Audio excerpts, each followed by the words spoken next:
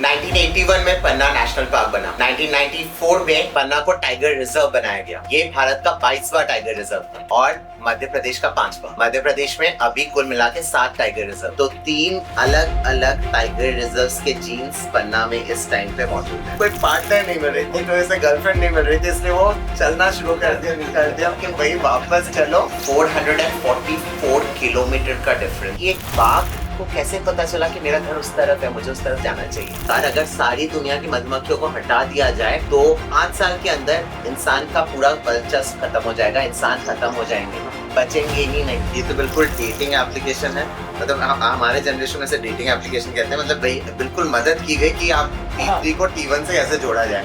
ये तो पूरा प्लान था। जैसे पंडित जी शादी करवाते हैं एक लड़का और लड़की का, ऐसे पंडित जी बन के ये चीज की गई। सब देखो टाइगर बैठा हुआ है। T4 और T5 जो वो ऑर्फन थी, मतलब वो अनाथ थी, उनकी माँ मर चुकी थी, तो उसको रीवाइव कैसे किया गया, जंगल से कैसे इंट्रोड्यूस कराया गया। कि पन्ना के वल्चर्स चाइना में मिले हैं। 1981 में पन्ना नेशनल पार्क बना। 1994 में पन्ना को टाइगर रिजर्व बनाया गया। ये भारत का 22वां टाइगर रिजर्व था और मध्य प्रदेश का 5वां। मध्य प्रदेश में अभी कुल मिला के 7 टाइगर रिजर्व है। सबसे नया 2024 में बना वीरांगना रानी दुर्गावती टाइगर रिजर्व। हम बात कर रहे हैं उनके साथ जो पन्ना के एक्चुअल हीरो हैं, जो जिन्होंने पन्ना को उतार चढ़ाव के साथ देखा, जिन्होंने पन्ना के इस मोमेंट को भी एंजॉय किया जहां पन्ना में ऑल ओवर वर्ल्ड से टूरिस्ट आ रहे हैं। और एक समय ऐसा था जब पन्ना टाइगर रिजर्व के साथ टाइगर लेस हो चुका था, एक भी टाइगर नहीं बचे थे। बातें करते हैं उस दौर की, बातें करते हैं कैसे पन्ना को वापस बनाया गया। और मैं आप सबको ये बताना चाहूंगा कि पन्ना स्टडी केस में सबसे ऊपर आता है। हर वाइल्ड एंथुसियास्ट, हर वाइल्ड लर्नर ये चीज पढ़ता जरूर है कि इसको फिर से बाघों के साथ बनाया कैसे गया, फिर से बाघों की पॉपुलेशन इंक्रीज कैसे की गई। ये एक्चुअली केस स्टडी है बहुत सारी यूनिवर्सिटी के लिए। हम बात करते हैं उस समय की, बात कर रहे थे टाइगर विहीन हो जाने की, टाइगर लेस हो जाने की। फिर कैसे वो वाला दौर कैसा था और फिर से पन्ना में पॉपुलेशन कैसे इंक्रीज की गई। ये उस समय 2005 में देखो वहाँ पर टाइगर हुई उसी टाइगर थे, मतलब आउट छोड़ के चले गए थे हमारे यहाँ से रात जंगल से। तो आज हो गए तो जो समय भेज दिया गया, तो फिर 2005 से लेकर 2009 तक टूरिज्म जो है बिल्कुल हिंदी और लोग जाते थे उसको बता देंगे। तो उस समय काफ़ी लेपर्ड की संख्या ज़्यादा बढ़ गई थी। लेपर्ड के साथ साथ बाकी सामान्य है और बाकी सारे एनिमल गंदगी रहते हैं, काफ़ी पॉपुलेशन बढ़ा। तो जी इसको दिखा था कि क्या है। उस समय काफ़ी बर्ड का भी पॉपुलेशन अच्छा था, तो बर्ड के मामले भी बढ़े उस समय। और अभी भी मतलब प्रेजेंट में 250 से ऊपर लगभग बर्ड्स मिलते हैं। तो ये सीजन वाइज सीजन देखते हैं, क्योंकि ये लोकल बर्ड है वो तो हमेशा मिलते हैं। तो माइग्रेटरी बर्ड है वो सीजन में आते हैं, कोई विंटर में आता है, कोई समर में आता है। तो उनकी अलग समय में सीजन विंटर में आओगे तो अलग बर्ड मिलेंगे, और समर में आओगे तो अलग बर्ड दिखेंगे। सही है, दोनों अलग मिलेंगे। जैसे कि बल्चर है, बल्चर है अपने संज्ञा में। तो जैसे हिमालयन ग्रीन बल्चर हुआ, यूरेशियन ग्रीन बल्चर हुआ, ये माइग्रेट हुए से मतलब अपने टाइम से आते हैं और टाइम पे वापस। तो बातें हम कर रहे थे, वल्चर की बात पे हम जरूर आएंगे। बात हम कर रहे थे कैलाश जी, जब टाइगर्स एक भी नहीं बचे तब गवर्नमेंट ने यहाँ पे टाइगर्स को दूसरे टाइगर रिजर्व से लेके आए। वो वाली बातें हमें थोड़ा बताइए, और मूर्ति जी का यहाँ पे क्या योगदान था उस मोमेंट। उस समय जब 2005 में बोले, उसके बाद फिर 2009 में एक 5 में यहाँ मूर्ति साहब आए। तो उन्होंने पूरे जंगल का सर्वेक्षण किया, तो उनको भी कहीं पर टाइगर पर मार वगैरह कुछ नहीं मिल रहा है।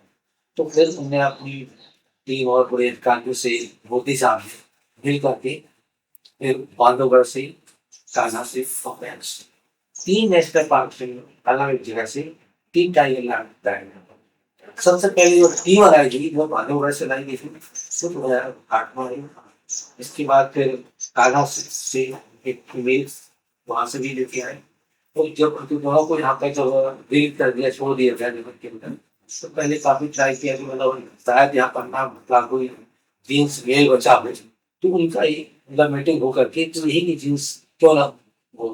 तो फिर जब यहाँ पर 2-3 महीने वो घूमते रहे, कोई मतलब मेल बाग का कोई सुराग नहीं मिला, तो फिर पैस सिला कर गए और पैस सिला करके मेल टाइगर को टी3 के नाम से लाया गया। तो T1 को बांधवगढ़ से लाया गया और T2 को लाया गया कान्हा से और फिर T3 आया पेंच से। तो 3 अलग अलग टाइगर रिजर्व्स के जीन्स पन्ना में इस टाइम पे मौजूद हैं।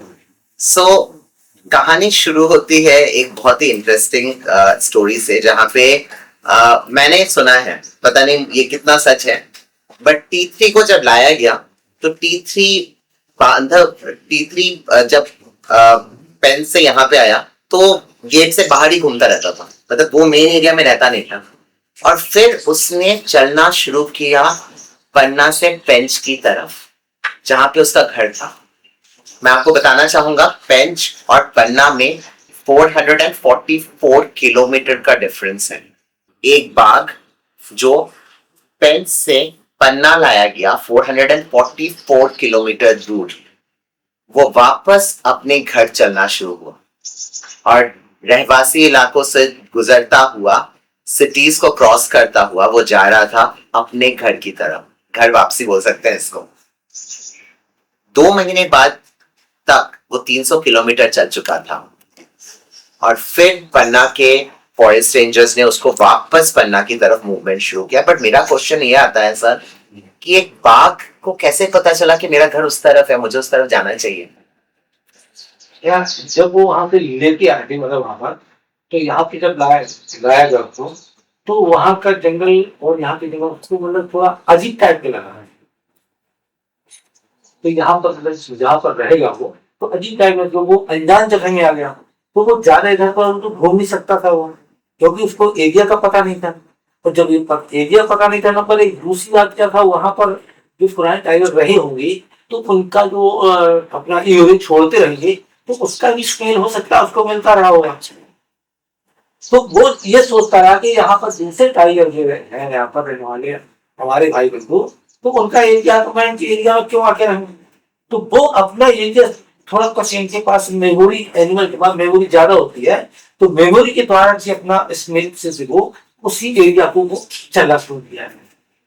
नंबर 1। दूसरा कारण क्या हुआ कि यहाँ पर T1 और T2 फीमेल थी, तो ये अलग अलग एरिया में रहती थी। T3 की और T1 की या T2 टाइगर से इसकी मुलाकात नहीं हुई, क्योंकि सब कोई जानता है कि मतलब जब तक मेल फीमेल का जब तक जोड़ा नहीं रहेगा, तब तक वो अकेला नहीं रहेगा। सही बात, चाहे कोई इंसान हो, सही जानवर हो। बिल्कुल। तो वो उनकी मुलाकात नहीं हो, तो इसलिए वो उसको यहाँ पर बोलियत पैदा होने लगी। तो 2 महीने बाद वो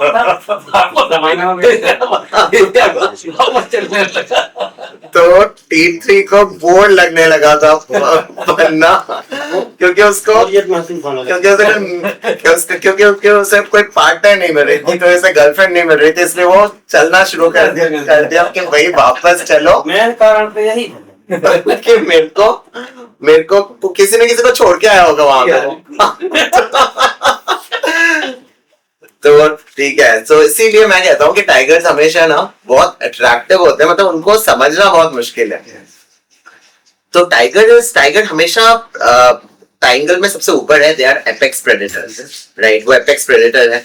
अगर वो ना रहे लेयर में तो जंगल अलग ही तरीके से चेंज होने लगता है। जैसे कि आपने बताया कि टाइगर जब नहीं थे तो पन्ना में हर्बीवोर्स की संख्या बहुत बढ़ती थी। हर्बीवोर्स की संख्या बढ़ जाना भी प्रॉब्लम है ना? आप क्या सोचते हैं, हर्बीवोर्स की संख्या बढ़ जाने में क्या प्रॉब्लम हो सकती है? उसमें प्रॉब्लम देखो, जमीन पे घास ही नहीं, पेड़ों में पत्ते नहीं बच पाएंगे, सब हर्बीवोर्स खा जाएंगे। जब खा जाएंगे तो फिर ये बाकी किस्म लोग कैटरपिलर लगते हैं, बटरफ्लाई आती है, जब लीफ से नहीं हो, पत्ते नहीं हो रहेंगे, तो बटरफ्लाई कहाँ से पैदा होगी? बिल्कुल सही, छोटे छोटे से बीज। और फिर जब इसमें जब पत्ते नहीं रहेंगे, उसमें पेड़ फूल नहीं आ पाएंगे, तो मधुमक्खी अपना कैसे घर बनाएंगी, छत्ता बनाएंगी, उसमें शहद इकट्ठा करेंगी वो। और ये बहुत ही इंटरेस्टिंग है, बिल्कुल आप बहुत अच्छे पॉइंट पे आ रहे हैं सर, कि मधुमक्खी और बटरफ्लाई हम सोचते हैं कि ये तो बस ऐसे ही है छोटे मोटी चीज, बट अगर एक स्टडी के अनुसार अगर सारी दुनिया की मधुमक्खियों को हटा दिया जाए तो 5 साल के अंदर इंसान का पूरा वर्चस्व खत्म हो जाएगा, इंसान खत्म हो जाएंगे, हाँ। बचेंगे ही नहीं। बिल्कुल नहीं सही। राइट, हर एक इंसेक्ट की कीमत है। बिल्कुल हर जितने भी इंसेक्ट है, मतलब चाहे मधुमक्खी हो या बटरफ्लाई हो या और भी मतलब काफी कीड़े मकोड़े जो है, या जिसमें लोग अपन जो एग्रीकल्चर एरिया पहुंचते हैं तो कुछ खेतों में कुछ कैटरपिलर उसमें भी लगते हैं, उनको भी जरूरी है। अगर वो नहीं रहेगी तो बर्ड बर्ड का तो भोजन भी खत्म हो जाएगा, और तो बर्ड भी नहीं खा पाएगा उनको। तो किचन जैसा तो मतलब सबको जितने भी जीव जंतु सबका सीजन पे आना बहुत जरूरी है। सीजन बाय सीजन आते हैं और वो खत्म हो जाते हैं। किसी की एक दिन की जिंदगी होती, किसी 2 दिन की, किसी की 3 महीने की, किसी 1 महीने, 2 महीने, 3 महीने, किसी 6 महीने की। जैसे बटरफ्लाई की 6 महीने तक की बताते हैं भाई, और किसी 2 दिन में खत्म हो जाता है। बिल्कुल सही। पर हर एक चाहे वो 6 महीने की जिंदगी हो या फिर 2 दिन की जिंदगी हो, पर वो नेचर के ऊपर असर डालता जरूर है। जरूर। बात कर रहे थे T3 को वापस लाने की, तो वो वापस फिर से आया और इस बार वो मिला T1 T2 से, राइट, और फिर वो रह गया यहीं पर। जब क्या हुआ कि जब वो दोबारा जब वो पालो गवों के पास से खेतों में खेत से पकड़ा गया था, गहने खेत में अंदर घुसा हुआ था, अंदर से बैठा हुआ था, उसने बैल को मारा हुआ था पर, तो उसको खा रहा था। तो फिर हमारे जो फील्ड आया मोदी साहब, उनने अपनी पूरी टीम को ले जाकर खेत गेट को लगा दिया, और जब लगाने के बाद जो जिसका खेत था गन्ने वाले का, वो अंदर नहीं जाने देते, क्योंकि हाथी अंदर जाएंगे तो तोड़ दे, साल खत्म कर देगा। तो फिर उसी समय पर मोदी साहब ने जितनी उसकी फसल थी किसान की, तो उसको पूरा फसल का मुआवजा दिया हाथी वाले, उसको खरीद दिया। खरीद दिया, पूरा खरीद लिया, पूरा फसल का मुआवजा देकर के पैसा दिया उसको। तब जाके हाथी घुसे। जब कहीं जाकर के हाथी को अंदर उसके अंदर प्रवेश करने दिया उसके बाद, फिर उसको निकलाया करके उसको पकड़ करके फिर उसको फिर वहां से फल लगाएगा। और यहाँ पर जो कमानी तालाब महिला रेंज में ही पड़ता है, कमानी तालाब, वहां से लाके उससे छोड़ा गया। फिर भी उसको, क्योंकि सबको शंका थी किसकी मेल की, मतलब T1 से T2 की मुलाकात नहीं हुई, फिर भी शंका हुई। तो फिर हमारे मोदी साहब का सबसे बड़ा योगदान है, तो वो भोपाल गए, भोपाल से एक टीम जो टाइगर से बन रहा से, तो वहां से उसका रियूनियन हो गया, एक एक्सपेरिमेंट करवाया, और जिस एरिया में T1 थी उसी एरिया में उसका यूरिन पेवर पर जाके उसका छिड़काव किया। मतलब छिड़काव करने के बाद उसको खोला गया, तो जैसे पिंजरे से जब बाहर निकला किसी, तो उसको यूरिन फीमेल स्मेल हुई, तो उसी के द्वारा वो धीरे धीरे जाकर के T1 से जाके मिला कर। ये तो बिल्कुल डेटिंग एप्लीकेशन है, मतलब हमारे जनरेशन में से डेटिंग एप्लीकेशन कहते हैं, मतलब भाई बिल्कुल मदद की गई कि आप T3 को T1 से कैसे जोड़ा जाए। ये तो पूरा प्लान था। जैसे पंडित जी शादी करवाते हैं एक लड़का और लड़की के, ऐसे पंडित जी बन के ये चीज की गई। तो ये तो बहुत ही इंटरेस्टिंग स्टोरी थी, थैंक्स फॉर शेयरिंग। मतलब ये गजब था। तो T1 T2 T3 आ गए और तब जाके पार्क डेवलप होना शुरू हो गया। तो यहाँ पे जो हम टाइगर और टाइग्रेस देते हैं वो सारे T1 T2 T3 के ही बच्चे हैं। ये तो फिर इसमें से मतलब E2 T1 और T2 हो गया, ठीक है। इसके बाद T4 और T5 ये भी काना से आई थी। अच्छा, T4 और T5 अच्छा, तो उनको भी हम T4 और T5 भी टाइग्रेस ही और फीमेल थी, और T6 दोनों सिस्टर थी, मतलब यहाँ पर 5 फीमेल और 1 मेल वहां से लाया गया था। और फिर इसके बाद आपने सुना होगा कि भोपाल में कोलार डैम के पास एक स्कूल में टाइगर में घुस गया था, भोपाल के अंदर। आप बताइए सर, उस कहानी के बारे में, इंटरेस्टिंग है। तो भोपाल कोलार डैम में, हाँ, तो वहां पर एक स्कूल था, तो ऐसी बरसात में वो बंद पड़ा हुआ था, तो वो कहीं से मतलब घूमते घामते कोलार डैम में गर्मी के मौसम आया, वहाँ पानी आने पिया, वो पानी आने पी करके वहां पे स्कूल के अंदर वो बैठ गया जाके अंदर से रात सोया, बैठ गया, मुझे पढ़ाई करनी है। और तो देर वो शहर में ही घूमा। अच्छा, हाँ, तो आखिर के वहां बैठ रहे अंदर वो। जस्ट सुबह कोई मतलब जो स्कूल का चपरासी है जब वहां पहुंचे सब देखा वो टाइगर बैठा हुआ था उसकी तो इतना जोर के बाहर आ गया। के टीचरों ने सर फर्स्ट को इन्फॉर्मेशन दी कि हमारे यहाँ पर स्कूल के पास टाइगर है, उसको रेस्क्यू कीजिए। फिर उसको रेस्क्यू किया गया। फिर वहां पर जब हुआ तो जब वहां पर हुआ तो फॉरेस्ट डिपार्टमेंट को फिर वहां पर सूचना दी गई, बड़े अधिकारी आए और सारे रेस्क्यू पन्ना में वहां पर तो पकड़ के और फिर पन्ना में जो नोटिस आपकी देने तो वहां से उसको लेकर के पन्ना आए थे। और फिर उसका नाम तो उसका T7 के नाम से T7 तो तो बातें ही हो रही थी पन्ना को फिर से हरा भरा बनाने की।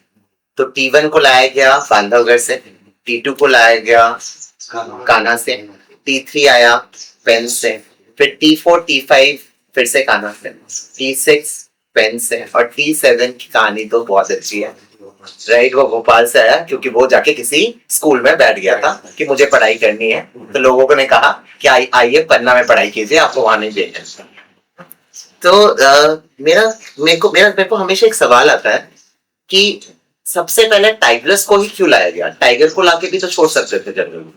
क्योंकि यहाँ पर सर्वेक्षण किया जो फिर लड़का वगैरह में वहाँ काफी उनकी टीम ने हमारे रैंक ऑफिसर वगैरह के साथ फॉर्म करने वाला हर जगह जो कैंप बंदी हुई है, तो उस समय हर जगह वो घूमते थे, तो घूमने किसी भी फीमेल का पदमार्ग देखने पड़ा।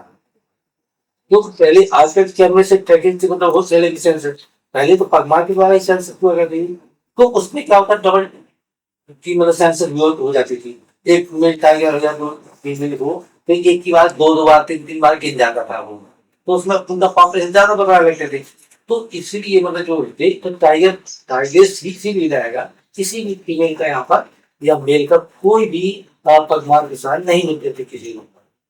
तो उनने सोचा कि मतलब पहले फीमेल को लाया जाए यहाँ पर थोड़ा जाए, तो फीमेल अगर घूमेगी तो आस पास कहीं भी मान लो रोड पर बहुत कम चलते हैं, वो ज्यादातर आउट एरिया से चलते हैं, रोड पे कम चलेंगे। तो हो सकता है कि एक आध मेल यहाँ पर बचे हो तो इनका मेल का और फीमेल का मिलन हो जाएगा, तो इनका जीन्स आगे बढ़ जाएंगे। आगे बढ़ जाएगा। क्योंकि जीन्स जो पुराना जीन्स था वो पन्ना की रह जाए। जब 2-3 महीने जब 3 महीने तक घूमती रही फीमेल तो यहाँ पर मेल का कोई सुनाई नहीं होगा, तब तो इसके बाद फिर मेल को पैंट से लाया। बिल्कुल सही, बढ़िया। मेरे को अपना क्वेश्चन का आंसर मिल गया, क्योंकि ये क्वेश्चन मेरे दिमाग में बहुत दिनों से था कि कैसे करके क्यों टाइगर्स ही क्यों, ठीक है, पर टाइगर को अट्रैक्ट करने के लिए लाया गया था। कूल। ओके, एक और सवाल है सर, T4 और T5 जो थी वो ऑर्फन थी, मतलब वो अनाथ थी, उनकी माँ मर चुकी थी। कान्हा में उनको पाला गया, बड़ा किया, बट वो इंसानों के गाइडेंस में बड़ी थी। बाद में उन्हें पन्ना में लाके छोड़ा गया, तो उनको रीवाइल्ड कैसे किया गया, जंगल से कैसे इंट्रोड्यूस कराया गया? आप क्या बोलते हैं कैलाश? वो वहाँ पर ये कान्हा में तो एक मतलब डोमेस्टिक टाइप की थी, जैसे तो पाला ही जा रहा था, और यहाँ लाके फिर उनको पिंजरे में लाए थे, और ये कमानी तालाब सब उनको छोड़ा गया। और फिर उनको यहाँ पर मेन कारण ये था कि जंगली वन यहीं पर बनाया गया उनको। पर वो जंगली बनाने के पीछे क्या क्या उपाय किए गए होंगे एक डोमेस्टिक टाइगर को जंगली बनाने के? हाँ, जैसे मान लो इसकी कहानी है, नवी कहानी बताओ, वहाँ के फील्ड आए जाते हैं, तो उनमें महीने 2 महीने के रहे होंगे बच्चे, तब उनकी माँ का देहांत हो गया बच्चों का, तो उनको बच्चों को लेकर के उनको एक बाड़ा बनवाया, तो बाड़े बुला करके छोड़ दिया। तो उसमें क्या होता है जब बच्चे रहते तो सभी लोगों को नहीं जाते थे, तो उन्होंने कहा था सिर्फ एक ही आदमी जाएगा जो उनको खाना खिलाएगा, पानी पिलाएगा, वो एक ही आदमी जाएगा, क्योंकि ये जंगली है तो एक ही आदमी को देखेंगे। ऐसे ही वह भीड़ पहुंचेगी, सारे श्रमिक पहुंचेगी, फॉरेस्ट डिपार्टमेंट डिप्टी रेंजर सभी लोग जाएंगे, तो वो ज्यादातर लोगों को पहचानने लगेंगे। तो ये जब पहचानने लगे तो गाँव के आसपास ही घूमेंगे। तो उनने फील्ड डायरेक्टर जो आगे थे खाना के, तो उन्हें सबसे अच्छा किया था कि एक ही आदमी को दिया था, सौगात था कि आप इनको दूध पिलाओ, इनको या फिर उसके बाद खाना देना है तो खाना तो नहीं देना है, तो एक ही आदमी को एकदम दिया था, सिलेक्शन किया था, बाकी सभी को नहीं। तो उसके काम भाई पालतू थी वहां पर, वो पिंजरे थी, तो वो कम से कम 3-4 साल तक रही।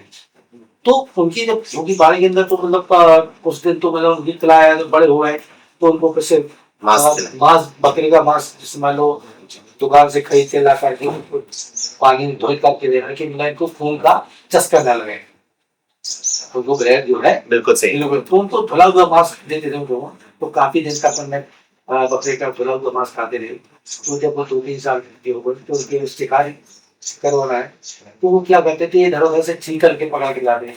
किसी दिन पहले बकरी को छोड़ा तो बकरी को पकड़ के तो उनका तो खेलते थे उसके साथ, शिकार तो किया नहीं है कभी, तो उसके बकरी के साथ उन्हें खेलना शुरू किया। तो खेल 2-4 बार उन्हें खेला तो जो खेलते बकरी खेलते थी, हाँ तो खेलते खेलते उसको मार दिया। मार दिया। अच्छा। जब उसको मार दिया खेलते खेलते, तो उन्हें इसका ब्लड भी चखा, खून भी चखा, तो वो अच्छा टेस्ट लगा थोड़ा, हाँ। क्योंकि ब्लड जब मिलेगा तो अलग मिल जाएगा। हाँ। जैसे बस सूखी रोटी रोटी खाते हैं तो अलग बात है, हाँ। और दाल में अगर मिल जाए ढोक उठाने तेल के तो और अलग बात है। हाँ, सही बात है। ऐसे ही उनको दाल के बराबर हो गई, मतलब कि बकरी मिलने लगी।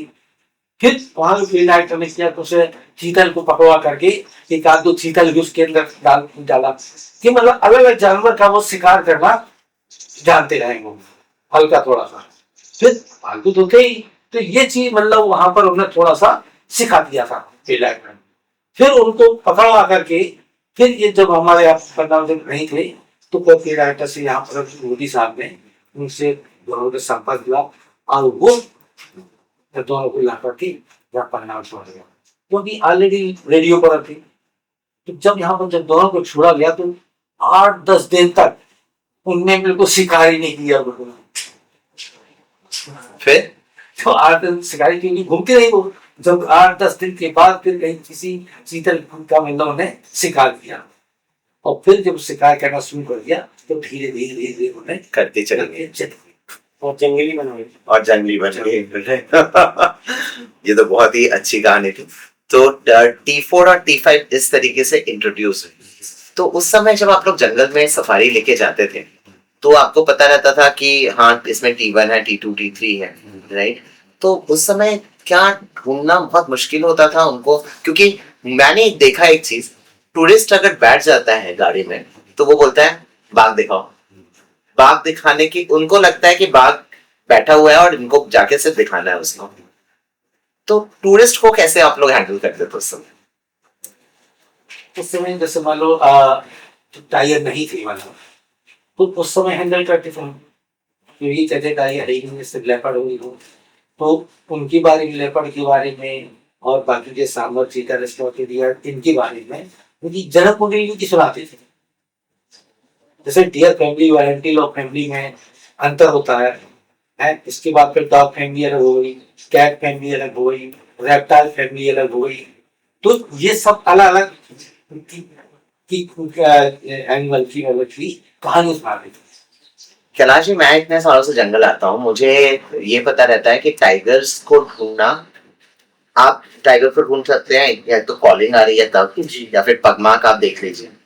लेपर्ड को ढूंढना तो मुझे लगता है बहुत टफ है, क्योंकि एक तो वो बहुत शाय होता है, शर्मीला होता है, जल्दी से भाग जाता है। जब टाइगर लेस था पार्ट, उस समय आप लोग लेपर्ड को भी ट्रैक कर लेते थे। आप बताइए वो चीज। हम लोग मतलब अलार्म कॉल सुन के अधिकतर उसको ट्रैक कर पाते हैं। जैसे लंगूर का परफेक्ट कॉल मानते हैं लोग, उससे क्या करते हैं जोड़े। और जैसे कि अपना सांबर और चीतल हुआ, तो लेपर्ड के लिए इनकी कॉल थोड़ा रुक रुक के आती है, तो अंदाज पड़ जाता है हम लोगों को कि मतलब ये लेपर्ड का मूवमेंट हो रहा है, तो ये सांबर तो उससे लेपर्ड का कॉल हमें समझ में आ जाता है। और मैंने सुना है कि पन्ना के लेपर्ड थोड़े ज्यादा तगड़े हैं हर जगह से, और पन्ना में लेपर्ड बहुत ज्यादा, मतलब मुझे पहले सबसे जिंदगी में पहली बार लेपर्ड पन्ना में ही दिखा था। तो पन्ना में लेपर्ड बहुत है, आप इसके बारे में थोड़ा जानकारी देंगे? पन्ना में लेपर्ड इसलिए अधिक है सर कि मतलब हमारे यहाँ ये मतलब विंध्याचल पहाड़ी एरिया ज्यादा है, पहाड़ी एरिया ज्यादा है सर। और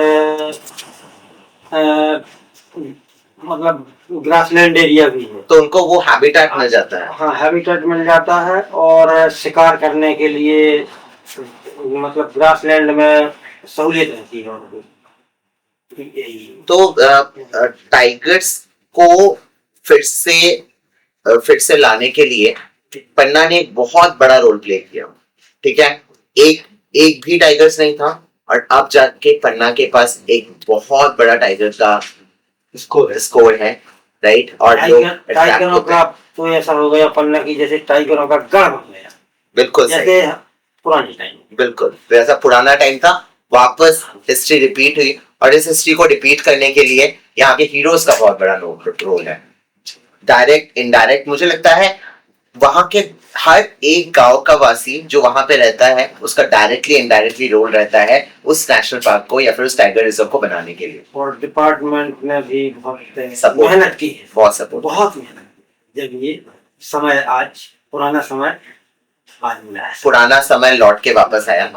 और कैलाश जी बताइए ना वल्चर्स के बारे में, आप वल्चर्स की बातें कर रहे थे। हाँ, तो हमारे यहाँ का 7 स्पीशीज बनता है। 7 स्पीशीज। 7 स्पीशीज जैसे अपना लॉन्ग हेड वल्चर हुआ और ये ट्यूब वल्चर हुआ। वल्चर्स के बारे में सर ये है कि हमारे पन्ना में एक पॉइंट है जिसको हम भिंडुआ सेहा बोलते हैं। सेहा मीन्स होता है गॉर्ज, जहाँ काफी गहराई होती है, ऐसे स्थान को हम लोग गॉर्ज और सेहा बोलते हैं। मतलब अपने गांव की भाषा में उसको सेहा बोलते हैं और अंग्रेजी में उसको गॉर्ज बोलते हैं। और वो वल्चर के लिए बहुत फेमस है।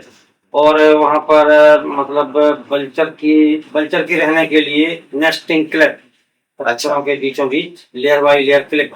अच्छा, तो वहाँ वो नेस्टिंग भी करते हैं और कुछ वल्चर पेड़ों में नेस्टिंग करते हैं।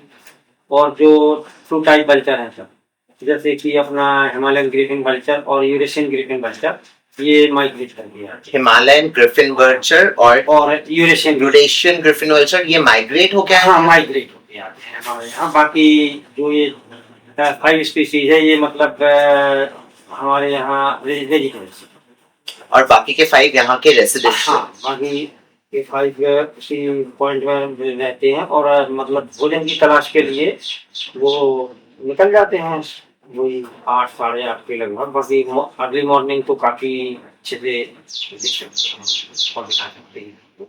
और अभी सर मैं बता दूं आप लोगों को, ये हमारे इंडिया के लिए प्राउड मोमेंट है क्योंकि पन्ना के वल्चर्स चाइना में मिले हैं। जीपीएस ट्रैकिंग से उनका पता लगाया गया है कि पन्ना के वल्चर्स माइग्रेट होके चाइना गए हैं और चाइना में यहाँ की प्रजाति मिल रही है। इसका मतलब है पन्ना का योगदान इतना बड़ा है वल्चर्स को सेव करने के लिए कि दूसरे कंट्रीज भी उसका फायदा उठाएं। अब इस कल्चर के बारे में थोड़ा सा कि जैसे मान लो दिसंबर जनवरी की महीने में विंटर सीजन हुआ है तो हिमालयन पीपल और यूसी पीपल 2 टाइप के होते हैं हमारा सीजन पे। तो वहां पर क्या बर्फ जब गिरने लगती है तो वहां क्लब जो उनके क्लब में बैठने वाले हैं वो बर्फ से ढक जाते हैं। तो माइग्रेट करती है वो मध्य प्रदेश में भी और मतलब हर जगह चले जाती है। तो यहाँ मैंने पन्ना में आए उस समय जिस समय पर रेडियो पर नहीं माना तो उस समय आए यहाँ पर और उसी समय यहाँ पर मान लिए माने। ठीक है, तो ये क्या होता हर सीजन में अलग अलग एरिया को जाते हैं कल्चर। अच्छा, ऐसा नहीं है कि हम एक बार पन्ना घूमने आएंगे तो पन्ना ही घूमने के लिए आएंगे। कोई कानूर जाएगा, कोई करना जाएगा, कोई काशी रखना जाएगा। इसी प्रकार से कल्चर भी जो है एक ही जगह ना जाकर के अलग अलग एरिया घूमते हैं। अच्छा, तो उनको भी हमारे यहाँ से घूमने की आदत है। उनको भी घूमने की आदत है। अच्छा, चाहे मतलब चाहे पटना का एक योगदान समझ लीजिए और चाहे का उनका घूमने का रहवास देख लीजिए कि मतलब कितना एरिया में मतलब कल्चर जाता है। मतलब ऐसा नहीं है कि मतलब पटना ही आएगा वो। मतलब चलो आज हम परिवार के साथ घूम के आते हैं चाइना चले गए। चाइना चले गए, अमेरिका जाना है अमेरिका चले गए घूमने के लिए। बहुत बढ़िया, बहुत बढ़िया। तो वल्चर्स को सेव करने के लिए पन्ना ने बहुत बड़ी भूमिका निभाई, एक इसके कोई वो दो राय नहीं है। ठीक है, और यहाँ पे कौन कौन सी ऐसी प्रजातियां हैं जो आपको लगता है जो बाकी के नेशनल पार्क या फिर बाकी के टाइगर रिजर्व में बहुत ज्यादा नहीं है? जैसे काफी बर्ड्स जैसे मान लो यहाँ पे भी है और कुछ बांधवगढ़ में भी है। जैसे मान लो ड्रंगो है, ब्लैक ड्रंगो, व्हाइट बेली ड्रंगो, दो ही प्रकार की दिखती है यहाँ पर। जबकि रॉकेट ड्रंगो बांधवगढ़ में दिखती है, अच्छा। यहाँ से वो 250 किलोमीटर दूर है। जबकि वहां का जो माउंटेन एरिया है वो भी विंध्याचल माउंटेन है, और ये पन्ना का भी है, ये भी विंध्याचल माउंटेन एरिया है। लेकिन थोड़ा सा पन्ना में और वहाँ के फॉरेस्ट में थोड़ा अंतर है, क्योंकि पन्ना जो टीक फॉरेस्ट है और बांधवगढ़ वो साल फॉरेस्ट में आता है। मालूम ठीक है, लेकिन थोड़ा कम मात्रा में है, वो साल फॉरेस्ट है। लेकिन उसके लिए वहां पर अच्छा हैबिटेट है, तो उस एरिया में है, और यहाँ पर पन्ना में नहीं है। तो ये कुदरत का देखिए करिश्मा, ये हमारे यहाँ पे नहीं बनाया कि यहाँ पर है। जबकि पूरा विंध्याचल माउंटेन यहाँ भी है, कान्हा भी है, पन्ना भी है, सब 300 400 300 400 किलोमीटर की दूरी पर है, लेकिन उसी एरिया में ही मिलते हैं, बाकी जगह नहीं मिलते। वो बिल्कुल सही। जैसे बानो कान्हा में है, भारत सिंह टैग है, उसी एरिया भर में पाया जाता है। बिल्कुल सही। बाकी जबकि बानो के पास में वहां भी आ सकता है, वहां पर क्यों नहीं, इसके लिए अच्छा हैबिटेट है, यहाँ के लिए भी अच्छा हैबिटेट है। तो ये थोड़ा सा हैबिटेट के हिसाब से भी कुदरत ने अलग अलग जगह पर जानवरों का चयन किया हुआ है। सर मैं थोड़ा सा बताइए। हमारे यहाँ चौसिंगा मिलता है सर, 4 हॉर्न एंटीलोप। हाँ बिल्कुल माना बांधवगढ़ में नहीं है। बिल्कुल। और अच्छा हमारे यहाँ ऐसा नहीं है, A1 क्लास का पॉपुलेशन है चौसिंगा और चिंकारा का। चौसिंगा और चिंकारा में अंतर बताएंगे थोड़ा? हाँ बताते हैं सर। ये चौसिंगा और अपना चिंकारा है सर, ये एंटीलोप फैमिली में है दोनों। मतलब 3 kind antelope live in this park, जैसे कि अपना नीलगाय, चौसिंगा और चिंकारा। यहाँ 3 प्रकार के एंटीलोप पन्ना में तीनों एंटीलोप मिलते हैं। हाँ 3 मिलते हैं। और ये जो सेकंड प्लेटो घनौता प्लेटो, और अपना ये बुडनौर एरिया है हमारे यहीं से, मतलब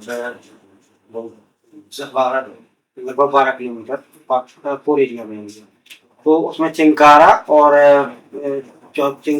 चौसिंगा बहुत आसानी से घनौता प्लेटो है। ये ग्रासलैंड में बढ़िया साइट है। तो चिंकारा और चौसिंगा में अंतर क्या है थोड़ा सा? चौसिंगा के 4 सींग होते हैं। अपना जो चिंकारा है इसमें इसके 2 सींग होते हैं, मेल और फीमेल। मेल को भी होते हैं और फीमेल को भी होते हैं। और जो अपना चौसिंगा है इसके 4 सींग होते हैं सर, जो 2 बड़े और 2 छोटे। अच्छा। हाँ, और इनके सींग हॉर्न जो परमानेंट लगे रहते हैं। परमानेंट लगे रहते हैं, इसको बहुत लोग जानते नहीं है कि जो जैसे डियर स्पॉटलेट, हाँ डियर फैमिली को एंटीलोप फैमिली है, हाँ। इनको फैमिली में रखा है। करेक्ट। तो डियर फैमिली क्या होता है, उनके सींग को एंटीलोप बोला जाता है, क्योंकि ठोस होते हैं बिल्कुल। हाँ। और एवरी चैन होते हैं, मल्टी सींग के गिर जाते हैं। हाँ। डियर फैमिली का। और एंटीलोप फैमिली क्या है, परमानेंट रहते हैं, परमानेंट, उनकी झड़ते नहीं है, कभी नहीं गिरते। जैसे मान लो आपने सिर्फ चिंकारा और चौसिंगा के ऊपर ही पूछा है, तो उसके लिए बता रहा हूं मैं। तो चिंकारा क्या हो, जो मेल फीमेल दोनों में सींग पाए जाते हैं। जो एंटीलोप फैमिली में सिर्फ चिंकारा ही ऐसा है कि जो मेल फीमेल दोनों सींग पाए जाते हैं। बाकी एंटीलोप फैमिली में सिर्फ मेल के ही सींग मिलेंगे, आपको फीमेल की सींग नहीं मिलेगी। अच्छा। वो भी मेल के ही मिलेंगे। और जो चौसिंगा होता है, फोर एंटीलोप, उसकी 4 सींग होते हैं। 2 जहां पर कान के पास होते हैं, 2 आंखों के पास से निकलते हैं। सिर्फ मेल के निकलते हैं, फीमेल के में नहीं। और डियर फैमिली और एंटीलोप फैमिली में ये डिफरेंस है कि डियर फैमिली अपने सींग को झाड़ती है, जानते हैं, साल में एक बार वो गिर जाते हैं और फिर से उगते हैं। पर एंटीलोप में परमानेंट रहते हैं। पर अगर जैसे मान लो डियर फैमिली का मेटिंग सीजन के समय 2 मेल आपस में लड़ते हैं फीमेल को प्रोटेक्ट करने के लिए, कि जो जीतता है उसी के हिसाब से मीटिंग करती है। तो अगर उनके सिंग मीटिंग फाइटिंग करते समय टूट भी जाते हैं तो उनको कोई फर्क नहीं पड़ता, क्योंकि वो ऑलरेडी गिरना ही है। हाँ। फिर दोबारा जब नए सिंग आए खुद जाओगे तो हो जाएंगे। हाँ। अगर एंटीलोप फैमिली के सिंग जो है अगर एक बार टूट जाते हैं तो दोबारा नहीं आते, क्योंकि वो खोखले होते हैं। हाँ। अच्छा। अलग अलग पार्ट के साथ अच्छा। निकालना चाहो तो अलग पार्ट निकल जाती है और खोखले होते हैं। एक बार गिरने के बाद दोबारा से नहीं आएंगे एंटीलोप फैमिली। गुड। सर अभी जो हम लोग सफारी करने जाते हैं तो हम बुकिंग करते हैं एमपी के गवर्नमेंट वेबसाइट में जाते हैं, वहाँ से हम परमिट बुक करते हैं, फिर आते हैं, फिर अपना परमिट दिखाते हैं, फिर हमें गाड़ी मिलती है, फिर हमें ड्राइवर मिलता है, फिर हमें गाइड मिलता है, एक प्रॉपर प्रोसेस फॉलो करते हैं। ठीक है, आज से लेके 20 साल पहले क्या वो प्रोसेस था या फिर लोग कैसे करते थे बुकिंग, मतलब क्या होते थे प्रोसीजर? देखिए, तो जो ऑनलाइन जो चला है 2015-16 से ही, मतलब कंप्यूटर और मोबाइल वगैरह आए हुए हैं। इसके पहले था नहीं, उस समय तो लोग डायरेक्ट आते थे, और मिल जाता था उनको? डर नहीं था, क्योंकि इस समय तो टिकट लिमिटेड है, उस समय तो कोई लिमिटेड नहीं थी, नंबर एक। दूसरा, लोगों के अंदर इतना नेचर के प्रति कोई जागरूक नहीं था। बिल्कुल सही है, सही बात। कोई इतना जागरूक नहीं था कि नेचर क्या होता है। तो जब कोई जागरूक ही नहीं था, क्योंकि उस समय ना तो मोबाइल थे, थोड़ा बहुत टीवी थी, तो उसमें डिस्कवरी चैनल चालू किया था हाँ। तो 82-83 में हाँ, टीवी हाँ आई हुए। हाँ जी। क्योंकि मैंने उस समय जब इंदिरा गांधी 31 अक्टूबर 1984 में इंदिरा गांधी चुनी हुई, उस समय हायर सेकेंडरी पढ़ रहा था। अच्छा, चंद्रनगर स्कूल में पढ़ता था, यहाँ से 7 किलोमीटर है। तो बाइसिकल, फिर मोटरसाइकिल भी नहीं थी, गाड़ियां नहीं थी, तो साइकिल से चला करके मैं जाया करता वहां पढ़ने के लिए। तो जब वहां पर पहुंचा, तो स्कूल में जब 12 बजे के ऑल इंडिया रोड ये चलता था रेडियो में, तो उसमें सुना हुआ था हमको कि इंदिरा गांधी को गोली मारी गई। तो फिर उसमें हम लोगों को बात कर दिया, फिर जब तक उनकी अंत्येष्टि 13 दिन तक नहीं चला हुआ था, हम तो कर देते सब। तो तब उस समय फिर कुछ लोगों ने बताया कि मतलब बड़ी यूनिवर्सिटियों में से मान लो झांसी, ग्वालियर, दिल्ली वगैरह कुछ टीमें आ गई थी, तो उनने अंत्येष्टि उनने दूरदर्शन केंद्र पर उनने देखी हुई थी। तो लोग बताते थे, हम लोग सुना था, ऐसा देखा नहीं है। चलिए बढ़िया है।